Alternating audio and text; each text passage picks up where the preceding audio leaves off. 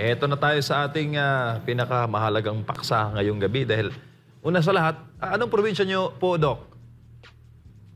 Ang aking ina ay pinanganak sa Zamboanga. Uy, Oo. At marami kaming mga Espanyol. anak sa Davao. uy, Yan. Akala ko Tsaka Espanyol. tsaka sa Cebu. uy. Ay, Bisaya. So, Bisaya, Cebuano. yes. Ang aking middle name po ay Barrios. So, Uy, marami marami. kaming mga kamag-anak na mga Oh. Barrios na nasa So- Iloilo rin. So, ano? handa na ba yung Pero, pamilya mo, Doc, na umalis, siak, walang problema. Mag-migrate sa Mindanao.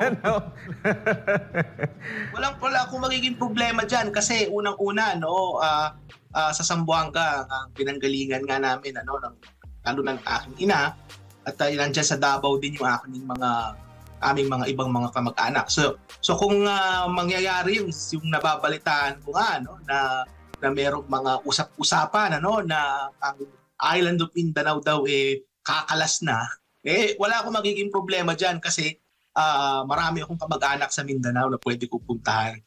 Doc, tingnan po natin ang macro at microeconomics sa paksang ito. Gaano po ba kalaki, Doc, ang ekonomiya ng Mindanao kung titingnan po natin ang pangkalahatan? Alam mo, Admar, ang kagandahan sa panahon natin ngayon is meron tayong mga datos para ma-estimate natin ng mabuti, also in a scientific way, yung contribution ng iba't ibang mga rehiyon sa ating bansa in terms of the economy. Ang tawag natin dyan is Regional Gross Domestic Product or Gross Regional Domestic Product, GRDP. Nabanggit natin kanina dun sa pangkalahatan, meron tayong tinatawag na Gross Domestic Product. Yun yung ekonomiya natin sa buong Pilipinas. Pero meron din tayong datos dun sa tinatawag nating GRDP na yan. Kung titingnan natin, ang buong island po kasi ng Mindanao, yan po binubuo ng mga iba't ibang rehiyon. So unang-una nariyan yung Region 9, which is Zamboanga Peninsula. Nandyan yung Northern Mindanao, Region 10. Yung Davao, Region 11. Soc-Sargen, Region 12. Caraga, Region 13. At BARM. So yan yung mga rehiyon na yan. At yung mga rehiyon na yan, kada isa sa kanila, meron silang ambag sa pangkalahat ng ekonomiya ng ating bansa. Bigyan kita ng halimbawa. Yung Davao Region, ang contribution niya ay halos 5% ng pangkalahat ng ekonomiya ng Pilipinas. Napakalaki nun, almost 5% of the economy of the Philippines, nasa Davao Region yan. At makikita natin yung BARM, ang BARM may merong pinakamababang ambag dyan among the different regions in Mindanao at 1.4%. Kung susumahin niyo po yung ambag, lahat ng rehiyon na yan na nasa Mindanao, ang contribution nila sa pangkalahatang ekonomiya ng Pilipinas is 17%. 17%. Napakalaki nun, MJ, Kasi kapag kumalas yung Mindanao, parang mawawalan ng 17% ng ekonomiya ng Pilipinas. Ganun yung mangyayari niyan. So, diyan mo makikita na napakahalaga ng Mindanao in terms of the macroeconomy. Pero may mas mahalaga pang indicator dyan, Admar. Kung titingnan natin, alam naman natin na ang Mindanao, in terms of the economic composition niya, napakaraming pagkain ang nanggagaling sa Mindanao. Napakarami, In fact, marami din sa mga pagkain na yan na galing sa Mindanao, ini-export natin. Nandyan yung mga pineapples, nandyan yung mga mangga, yung mga high-value crops, etc. In fact, kung titingnan mo po yung datos, sa pangkalahatang supply ng domestic supply ng pagkain sa ating bansa, 40% po ng domestic supply ng pagkain nanggagaling po dyan sa mga rehiyon na nasa Mindanao. So imagine kung kumalas yung Mindanao, ang mangyayari dyan is mawawalan ng internal supply ng pagkain ng Pilipinas by 40%. Napakalaki nun.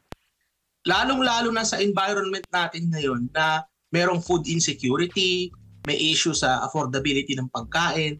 Pag nawala yung 40% dyan, napakalaking epekto nun, adverse effect nun sa internal supply ng pagkain sa ating bansa. MJ, alam naman natin that food security is also part of national security. Di ba? So ibig sabihin yan is kapag nangyari yan, na kumalas yung Mindanao, nawalan ka ng 40% ng pagkain, ano mangyayari sa iyo sa the rest of the country? Iaangkat nila yan ngayon. Iaangkat mo ngayon yung nawala. Not to mention na marami dun sa mga pagkain na nabanggit ko kanina, na pinaproduce sa Mindanao, ine-export din natin yun at nakaka-generate yun ng further economic growth para sa ating bansa. So, napakaraming opportunities ang mawawala dyan kapag nangyari yan. Hindi lang yon. In terms of yung mga yamang lupa na sinasabi natin, merong mga estimate dyan na up to around almost $1 trillion ang halaga ng yamang lupa na meron sa Mindanao. So ano sabihin ng yamang lupa? Nandiyan na yung mga ginto, mga nickel, yung mga kung ano-ano pang mga minerals na mamimina mo. Almost $1 trillion ang halaga niya. Pero unverified yung estimate na yan na MJ. Unverified yan. Pero conservatively, I would think na nasa ganun yan. In fact, mas mahigit pa sa palagay ko ang meron dyan sa Mindanao in terms of minerals and other na klase ng yamang lupa. Kaya napakalaki talaga ng ambag ng Mindanao, both in the macro level and in the micro level. Kaya pagka nangyari yan, na kumalas ang Mindanao, mahirap yan kasi napakalaki ng ambag ng Mindanao sa ating ekonomiya, MJ. Doc, sa micro level naman, sa paksa ng ekonomiya, tataas po ba ang spending power ng mga taga Mindanao kung bubukod ang rehiyon o ang mga isla sa Mindanao sa Pilipinas? Ganito kasi yan na MJ, sabi mo nga spending power. Yung spending power na yan, nakadepende kasi yan sa mga polisiya na ginagawa ng gobyerno. Kung halimbawa, kung yung mga polisiya ba na ginagawa nila is able to induce economic growth, which translates into better paying jobs. So nasa policy yan.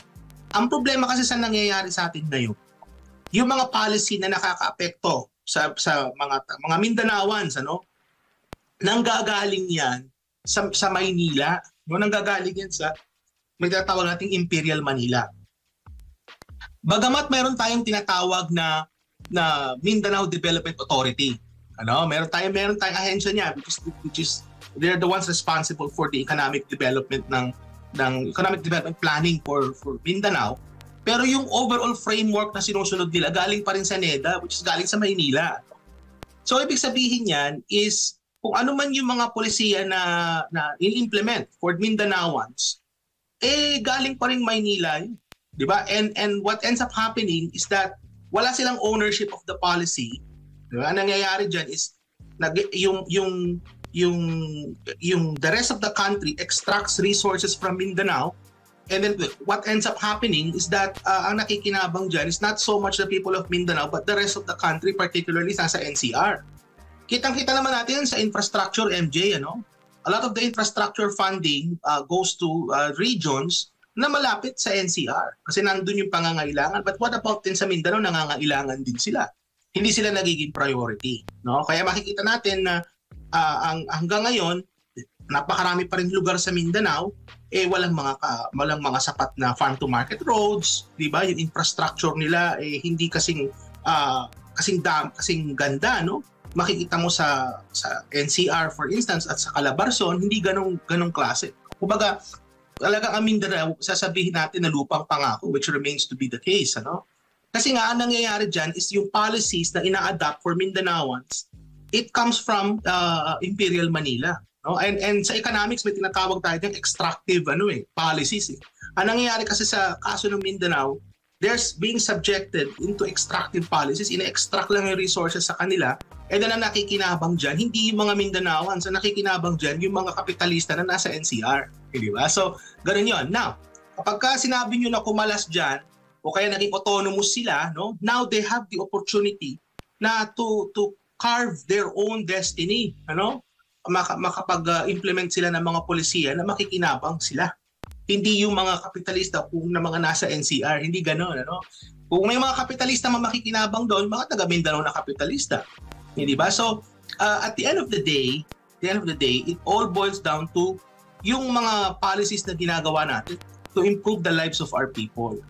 At kapag binigyan mo ang mga taga Mindanao ng sufficient autonomy para sila para sila makapag-create ng mga polisiya na sila makikinabang, napakalaking that is a big step in terms of improving the lives of people in Mindanao. Kaya nga, di ba yung usap-usapan kapag magiging federal na tayo, no, ma-empower yung iba't ibang mga regions, maganda yon in terms of economic development kasi ang mangyayari dyan, kasi yung mga nasa regions, MJ, alam nila yung mga pangangailangan nila.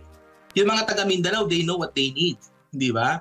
So, mangyayari niyan is yung mga policies na ma-adapt nila, makaka-apekto yun sa kanila at mas magiging ramdam yun ng mga kababayan na natin na nandun sa mga lugar na yun, MJ. Doc, huli na lang, base po sa kita ng Mindanao at dambag po dito sa ating GDP at sa mga nabagit po ninyong factors, makatatayo ba bilang separate na bansa ang Mindanao kung sakali na matuloy ang pagbubukod nito? Kasi alam mo, MJ, no, ang isa sa mga elemento ng pagiging isang hiwalay na bansa is recognition, no? Mga recognition ng mga ibang bansa, no? Kailangan ma-recognize ka. Kaya tingnan mo sa kaso ng Taiwan, 'di ba? So meron tayong One China policy kasi nga ang nagiging policy diyan, ang nare-recognize natin is Taiwan is not a separate country but it's an entity na bahagi ng China, no? So ganun 'yon.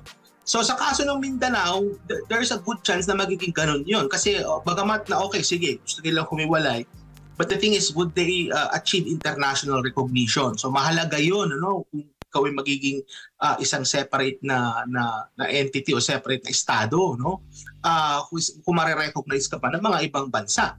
So mahalaga 'yon, ano? Pero sa nakikita ko kasi na ako mismo nalulungkot diyan na MJ sa balita na 'yan kasi alam mo, nabanggit ko nga kanina, no, na personally may mga roots ako diyan sa Mindanao. Kaya and also MJ, tayo kasi lahat Pilipino tayo eh. 'Di ba? We're all Filipinos. Kaya ako nalulungkot ako diyan pag narinig ko yung mga balita na 'yan na merong mga gustong humiwalay kasi at the end of the day, lahat tayo pare-pareho kayong manggi, lahat tayo mga Pilipino. At sana rin naman ma-set aside din natin yung mga differences natin kasi ang talo diyan, MJ, yung ating mga kababayan, lalong-lalo na yung mga mahihirap. Regardless of where you are, nasa Mindanao ka man, nasa Visayas o nasa Luzon, yung political issues na nangyayari sa ating bansa, ang pinakatalo diyan yung ating mga kababayan, lalong-lalo na yung mga mahihirap. Kaya kung hihiwalay man ng Mindanao, which is ako personally, I'm not in favor of that kasi nakakalungkot no? Napakalaki ng ambag ng Mindanao. Ang dapat mangyari diyan is bigyan ng halaga, no, ng ating mga nasa pamahalaan in terms of economic planning, bigyan nila ng importansya at halaga yung Mindanao. Kasi kaya nagkakaroon ng ganyang pakiramdam yung ating mga kababayan sa Mindanao is dahil hindi sila nabibigyan ng opportunities, sufficient opportunities rather, hindi sila nabibigyan yan. Kaya nagkakaroon sila ng pakiramdam na alam mo yun, since hindi naman pala kami importante, ihihiwalay na lang kami. Hindi ba? So may ganong pakiramdam. So yan ang kailangan na tingnan, no? O ayusin ng ating pamahalaan. Kasi alam mo, yung ganyang pakiramdam, MJ, isa yan sa mga reason kung bakit nagkakaroon din ng insurhensya. Di ba? Yung pakiramdam ng mga kababayan mo na hindi sila importante, hindi sila mahalaga sa ating lipunan, wala naman silang ambag, etc. Yan ang mga conditions na nagka-create ng insurhensya. Kaya ang dapat talagang gawin dyan is bagamat nandyan na yung mga feelings na yan na gustong humiwalay, dapat dyan is bigyan ng pansin, no, ng ating pamahalaan yung mga issue, no, kung bakit ba nila gustong humiwalay, ano ba yung gusto niyo? Okay, magka-create tayo ng policies, magka-create tayo ng opportunities para ma-resolve yung mga problema ninyo, MJ. Kasi mahalaga yon, para alam mo yun, para maging buo, no, ang ating bansang Pilipinas, MJ.